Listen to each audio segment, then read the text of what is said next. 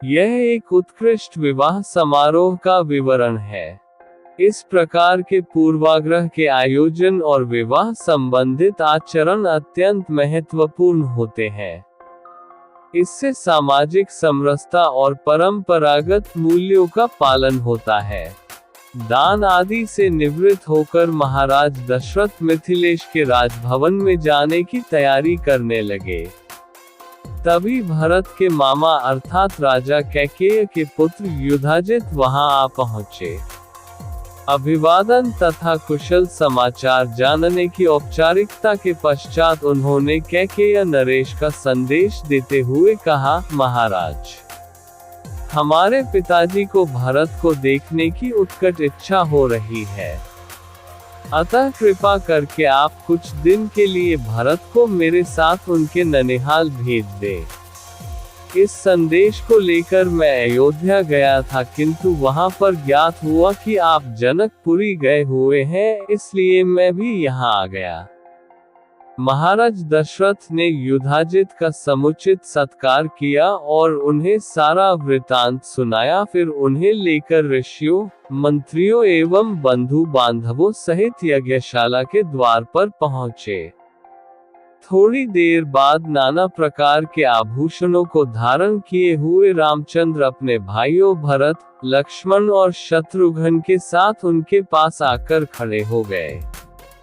गुरु वशिष्ठ ने जनक के पास जाकर कहा, हे विदेहराज, महाराज दशरथ अपने पुत्रों के साथ अंदर आने की अनुमति चाहते हैं।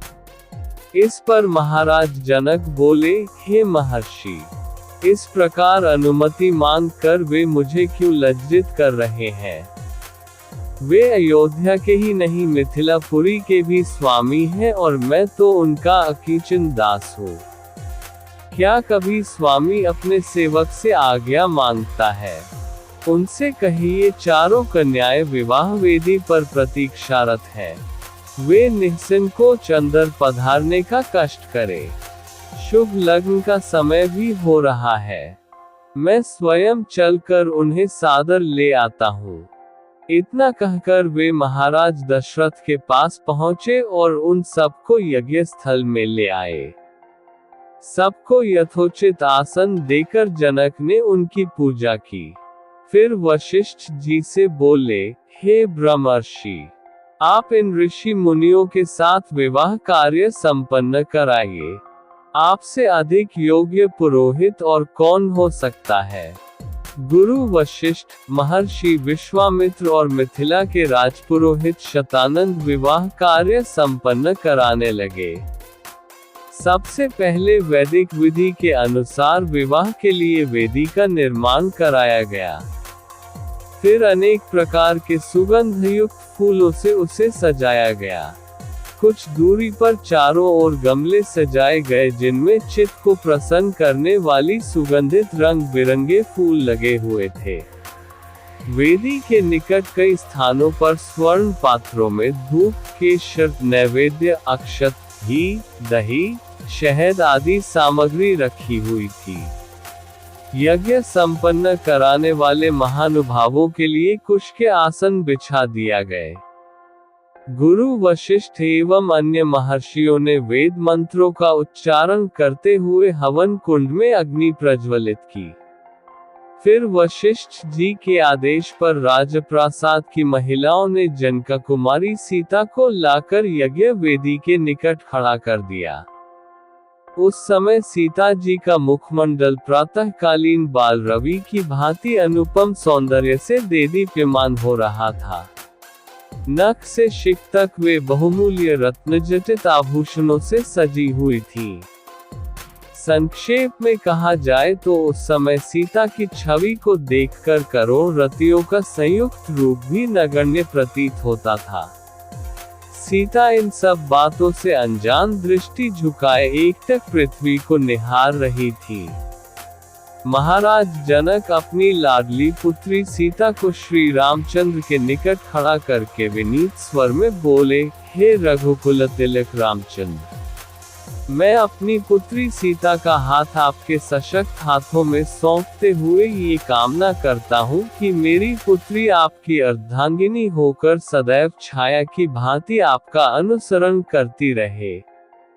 अतः हे कौशल्या कुमार, इसे आप अपनी पत्नी के रूप में स्वीकार कीजिए। आज से यह आपके सुख दुख की संगिनी हुई।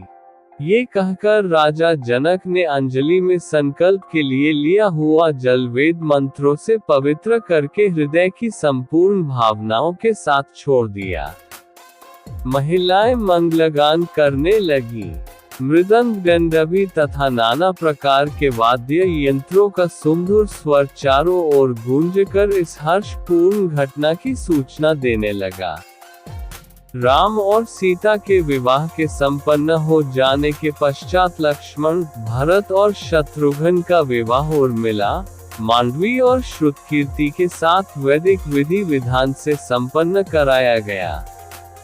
राजा जनक अपने नेत्रों में स्नेहपूर्ण अश्रु भरकर बोले, हे अयोध्या के राजकुमारों, आप चारों भाई सूर्यकुल के गौरव, पराक्रमी, धर्मपरायण, तेजस्वी, सौम्य, विद्वान एवं सदाचार के गुणों से मंडित हैं।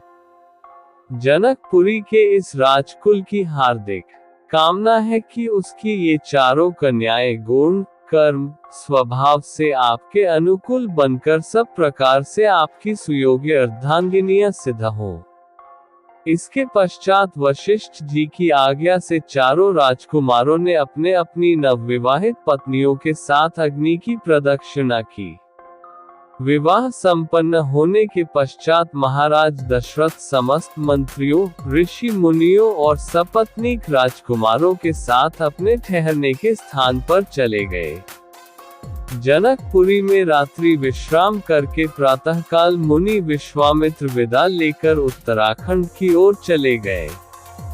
महाराज जनक ने दहेज के रूप में असंख्य दास दासियां, हाथी, घोड़े, गौएं, रत्नजटित आभूषण, वस्त्र, बर्तन आदि नाना प्रकार की वस्तुएं देकर अयोध्यापति दशरथ को विदा किया और उन्हें पहुंचाने के लिए नगर के द्वार तक आए। वे हाथ जोड़कर बड़ी नम्रता के साथ बोले, हे राजन, मुझे सब प्रकार से अपना दास समझकर मुझ पर कृपा बनाए रखिए। मैं एक बार फिर आभार पूर्वक कहना चाहता हूँ कि आपने मेरे कुल के साथ संबंध स्थापित करके मुझे गौरवान्वित किया है। मेरी कन्याएं आपकी आज्ञाकारिणी एवं दोनों कुलों का गौरव बढ़ाने वाली हो, यही मेरी मनोकामना है।